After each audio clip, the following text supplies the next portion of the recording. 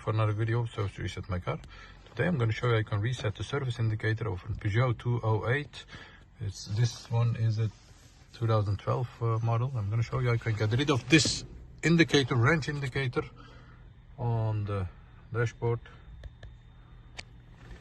This one, after changing the oil or servicing the car, you have to get rid of that. Before we start, I want to mention our YouTube channel, Service Reset My Car. Have a look at that channel for more than 500 other videos on how to reset different model cars. Use the commentary if you have any questions and I'll get back to you as soon as possible. Okay, first of all, turn the ignition off, turn back on the ignition. Then we have some buttons over here.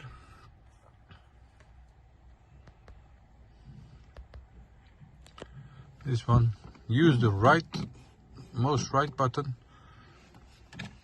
Turn the ignition back on, press this button, turn back on the ignition while pressing the button.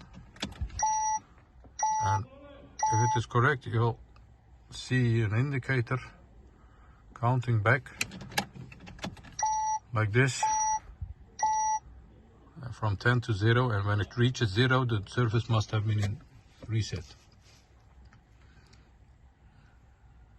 Like this. Do the check.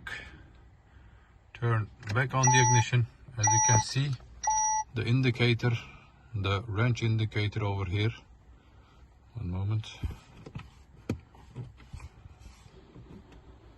Won't show up anymore.